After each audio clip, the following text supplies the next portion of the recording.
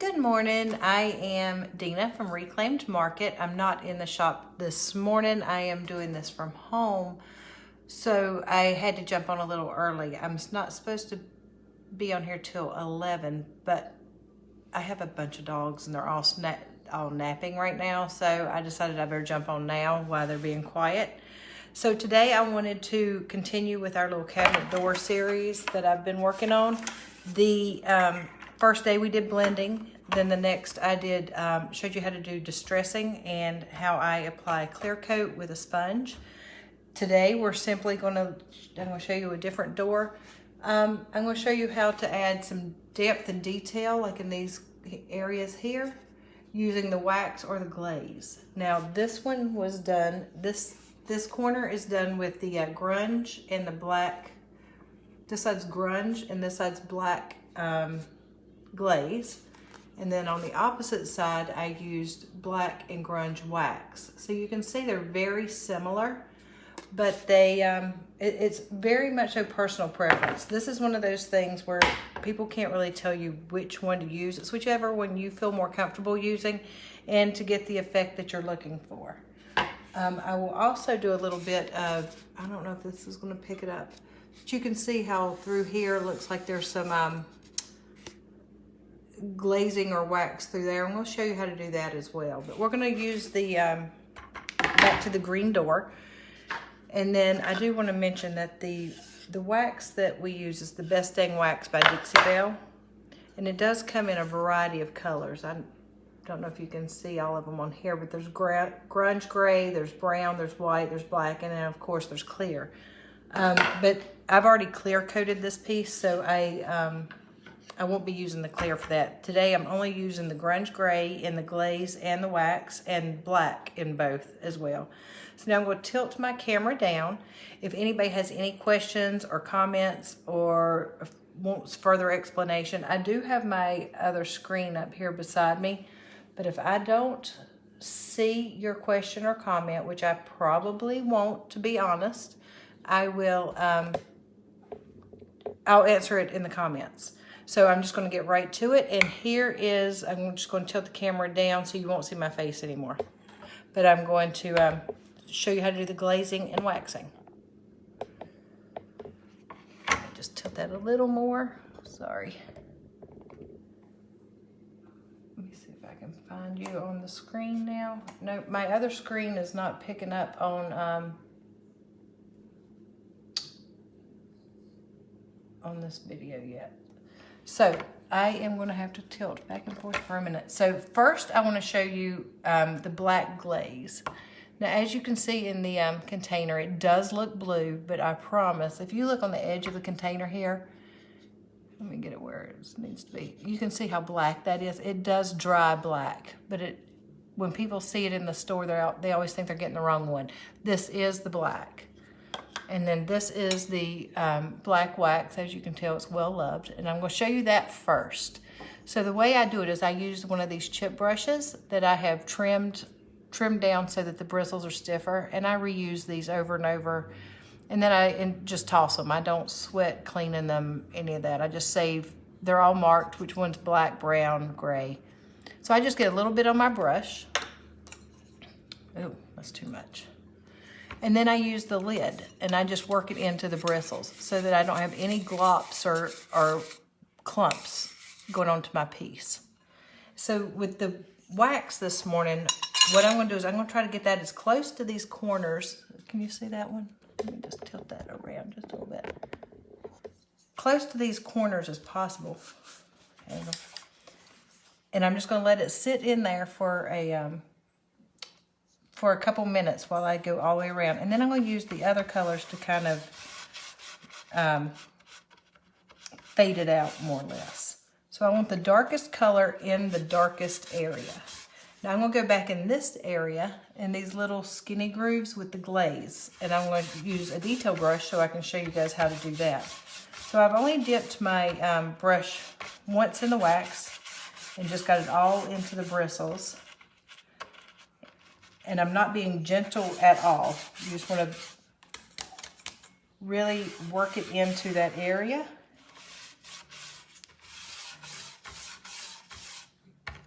And because I clear coated it, I do have some control and I have some working time. Chalk paint, or the Dixie Belle's mineral chalk paint, is very porous. So if you don't seal the paint, it will start to absorb and take on the characteristics of these dark colors. But I have kind of, by putting the clear coat on yesterday, I added more or less a barrier to that so that it won't be as quick to take it. So now I outlined the whole thing, and right now that's not the look I really want, but I do like that depth. So first I'm going to go around on this lip area, and I'm just going to kind of wipe it back. And again, this is the same one I used yesterday. It's just the lint-free paint rags you can get from like Lowe's or Home Depot. But you can also use an old t-shirt, something that's been washed a million times and doesn't have lint anymore. Because you don't want lint in your piece that you just spent all this time on. So I've wiped that back and got that where I want it. Now, I did use some more pressure doing that. These areas through here, I'm going to go with a lighter pressure, and I'm going to try to stay away from that that edge, because I really want that to sit in there.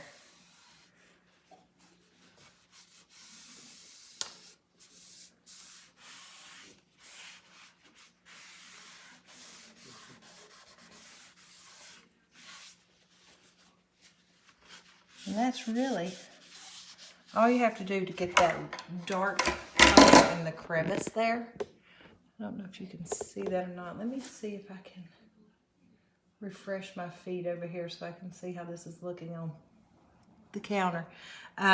So that just adds a lot of depth to this piece. I think that makes it look more professional, more finished. But then if you wanted to add more in, so now I'm going to take the grunge gray. So this is what the grunge gray looks like in the wax. This is kind of how it looks in the glaze. So they're very, very similar. And it's just a difference in how you want to use it. But in this case, I want to bring out more of the corners, like this area here, you know, up on it. But I don't want to bring it into this area. I like this being clean and highlighted. So I'm just going to literally put some in the corner like this. And this is the gray, so that will blend with the black really nicely. And I'm not being particularly careful, I'm just getting it on there. And that was a little heavier than I wanted it, so I'm going to take a different brush. I just have some artist brushes here, and I'm just going to kind of feather that in and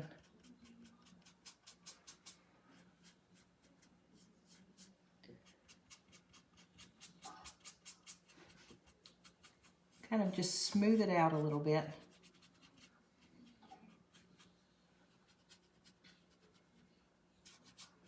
And this is all just aesthetics. It's how you want it to look. There's no right or wrong way to do it. You do want to be mindful, though, of where shadows fall versus highlights and that kind of thing, because you don't want it to be highlight areas that should be in the shadows. So now that's just kind of a rough look at how that is sitting there. So there's no, like I said, there's no prettiness to it necessarily. But I just let it sit for a few minutes. Now, if I'm doing a big dresser or a vanity, I will probably do several doors before I go back, but I'm going to just do it really lightly because this really hasn't had a chance to set in or anything, but for the sake of the video, I want to get it moving. I don't know why that's resisting right there. So I just want to kind of blend that in with the black.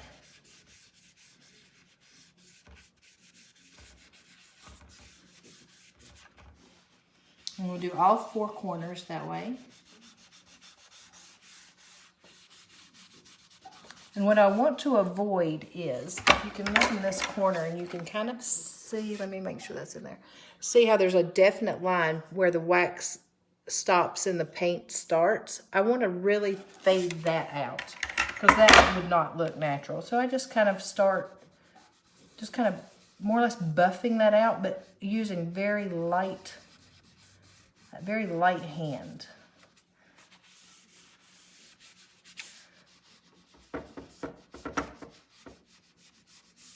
So I do that to all the corners, and I hope that shows up on camera the way that kind of came out looking. I do like it. Now that I've seen it, I've decided I do want to add just a little shading to these corners. So I'm going to go in at an angle like that and just kind of lay in a little shading here. Now just to help, actually it'll help kind of bring out that highlight through the middle of the blended that we did the first video, which was last Wednesday, I believe, if you want to go back and see how this area was achieved. So I'm just going to kind of buff that in, stay off the actual corner edge. And that just adds a little depth to the piece. I like it like that. So now, and actually, you know what? I think I am going to go back with my black now. I've decided I'm going to do this area as a detail piece with the glaze. But I think I'm going to go ahead and lay this in with the wax. Just because it's faster, I can get it on and not tie your whole morning up with this. And again, I'm running on borrowed time here. All my dogs are asleep at my feet. I have a new puppy that's kind of needy. So I have to work fast before he wakes up. It's like having an infant in the house. So while I'm doing this, I will tell you guys, if you're local to the area and this is something you'd like to learn and you want to do it in a hands-on environment, we are having 2 workshops for beginners that will be on one is May 18th and one is June 1st. Those will be posted on our Facebook page if you're interested. And again, you live in the local area. You can come in. It's an all-inclusive, and you'll learn to do all of this right in the class.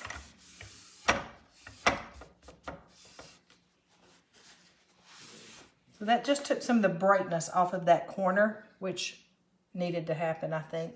So now I'm just going to stick with the black today. I don't think I'm going to do the grunge glaze again. Goes on blue, dries black. So I'm just going to get a little bit on my brush, and I'm using an artist brush with an angle just because that's what I work well with.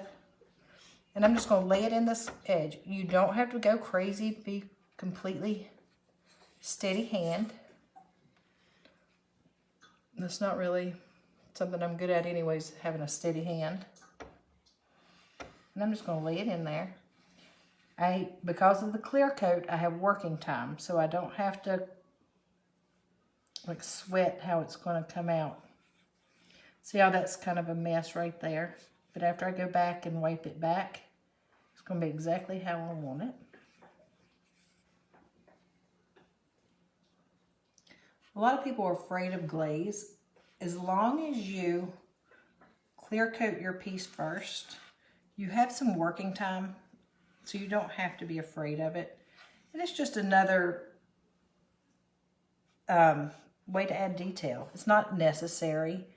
It's just something I like to do. I used to, and I still do, I guess, glaze a whole piece, but that gives it a totally different look. I'll show you on my other door when I'm done laying this in this groove here. And you can see I'm not really staying in the lines very good, but it really won't matter in the end. So before I wipe that back, let me hold that up so you can see. You see how that is laid right in the groove there. And it's kind of all over the place, but I'm just going to take a clean area of my towel again. And without going into that groove, I'm just going to go along the edge of the top of it. and take off that excess. There's a little bit right there that I got too heavy on, so I can just rub it back.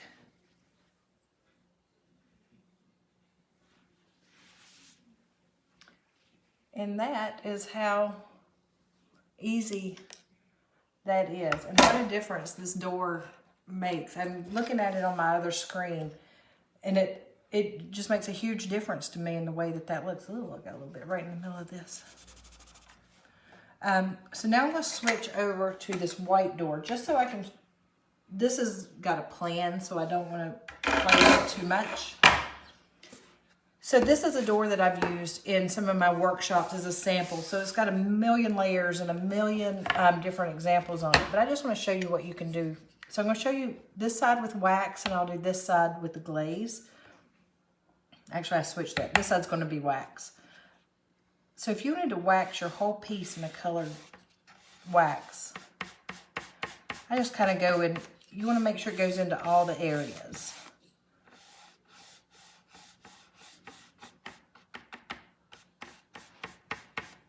So in real life, if I was doing this on a piece that I really wanted it to be waxed in a colored wax all over, I would let that sit there for several minutes. But because I'm trying to do this as a quick video before the natives get restless, I'm going to go ahead and show you what it looks like when you wipe it back and buff it. And this piece has a clear coat on it too, so it's not going to absorb like it would if I didn't.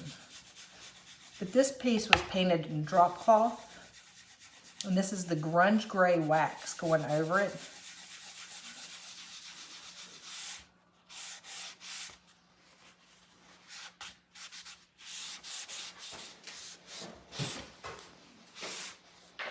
So you can see how that really changes the look of the paint and of the piece. Now that's something that you can do. I just did it here to show you how to apply it, but like I could have applied that just in these areas, and that would have really highlighted these panels. But again, I'm just showing you application. Now I'm going to do the same type technique, but I'm going to use the grunge glaze instead of the grunge wax. And I've just got a chip brush here that I'm going to be using. See if you can see. And it takes very little. So this is actually a little more damp than I want it. So this is just, again, chip brush. This is the glaze. I'm just going to get a little bit on the ends of the brush. And again, I'm just going to apply it. I've got the camera on the right side of the door here.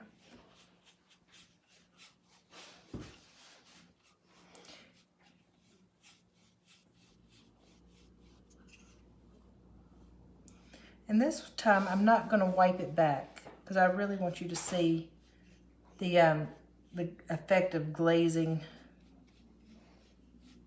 Some people call it an antiquing glaze, and it does. It just kind of adds a little age to it, or a little different quality. So this is the, let me make sure I've got that in the right side. Yep. This is the glaze in the grunge gray, and this is the grunge gray wax.